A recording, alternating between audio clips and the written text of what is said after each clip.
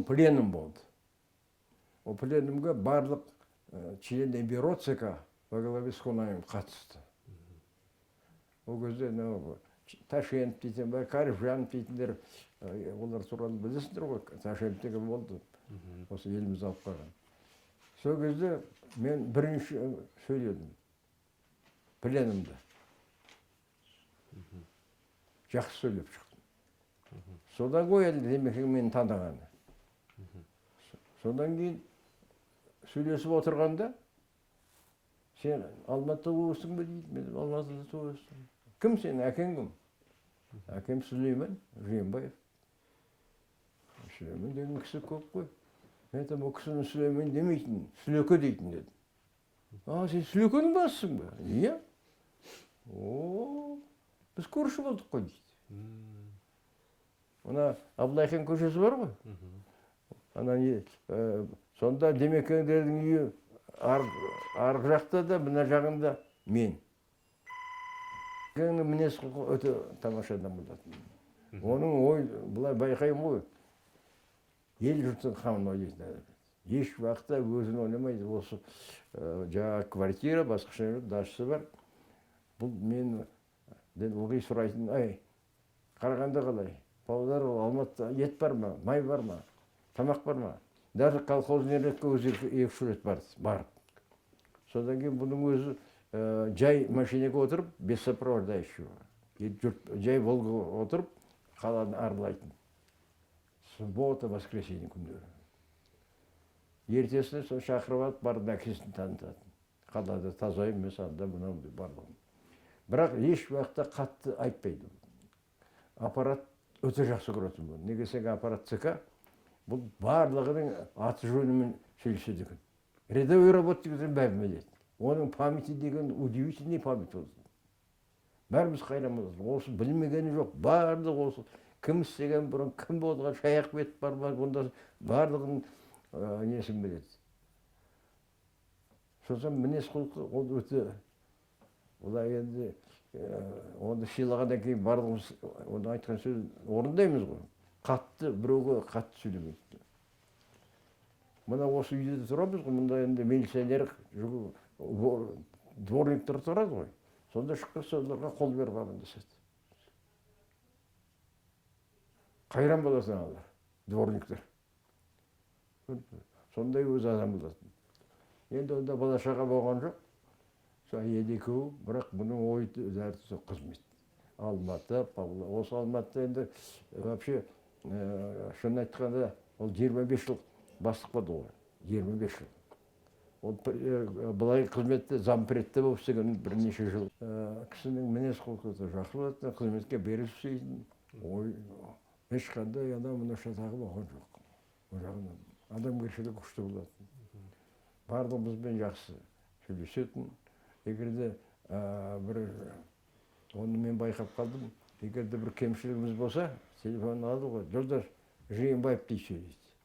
Егерде ешқандай Сұлтан Сүймеш деп сөйлеседі. Сонда мінез бар. Жиенбаев деді, бітті онда мен кемшілігімді айтасың. Сен ана базарға барасың ба? Барам. Сен тағы барып, қаланың бастығын алып, Жақып дейтін болды осында. Туалетін көріңдер деді. Барып қарасақ, туалет кіріп болмайды бәрі. Біз екеуміз жіберді, соны көрдіп. Барып көргеннен кейін ертесіне Жақыпқа строительдердің бәрі жіберді, бәрін жөндетті. Сосын барып айттық демекі. Осындай бар екен, бәрін жөндетті деді.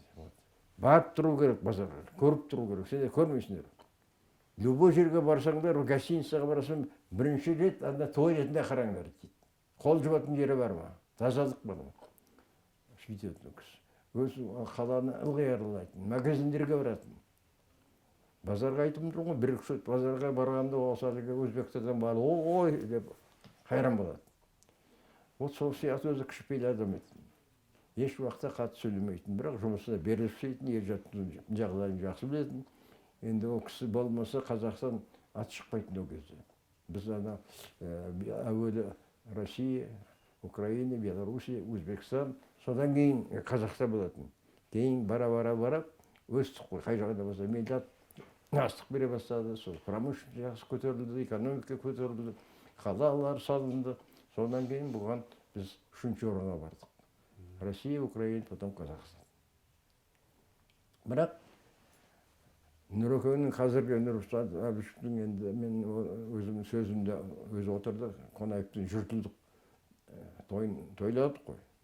Сонда Нұрекең өзі келіп доклад жасады ғой. Үлкен баға берді. Сонда бірінші мен сөйледім.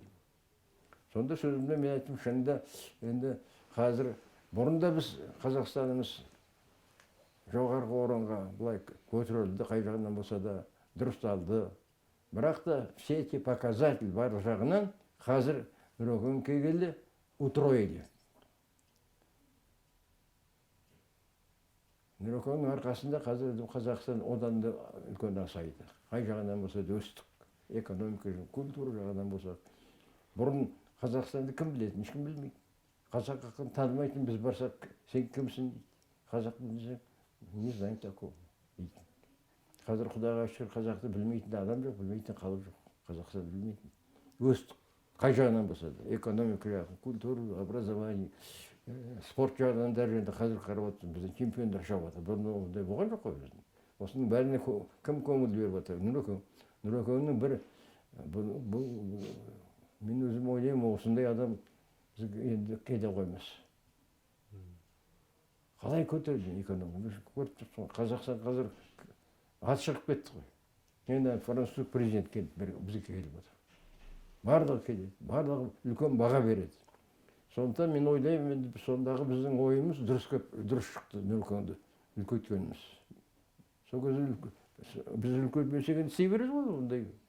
Вот өзін көрсете білді, үлкейттік. Президент болып сайланды, бірінші первый день президенті бар ғой. Мен круглый стол болды Алматыда, мен сонда жақсы сөйлеп шықтым, айттым кісінің еңбегі туралы барлық жағынан. Сондықтан мен өзім өте разымын. Барған сайын, өзіне кірген сайын өте разы боламын. Айттым, осы Астананы столица қылған кезде елдің бәрі көбі қарсы болды ғой. А мен 2 жылдан кейін бардым, өзі өткізді, участник соғысқа қатысқандардың 50 жылдық тойлында болдық. Ол кісі сөйді доклад жасады. Содан кейін бәріміз қайта бастағаннан кейін машинеге отырайын десем, жүгіріп бір жігіт келіп, Сұлтан Сүйінбай, сіз бе? Мен, ойбай, жүріңіз, қайда? Назарбаев сіз шақырып жатыр. Мен сұраған жоқ, өзі шақырыпты. Кірдім, сон әңгімесі қалай? Мен 2 жылдың ішінде Астана өзгере бастапты. Мен айттым, мен өте разымын. Сен бұл қаланы дұрыстайсың, оған көзім жетіп отыр. Бірақ адамдар бар, оларға мен ат бұрып жүрмін. Оны телевизорда көрсетті барлығы. Содан бері мен де қазір көріп отырсың ғой, Астана ел жұрттың бәрі қайран болады. 20 жылдың ішінде тамаша қадам болып шықты. Өзіне де айтқан мен.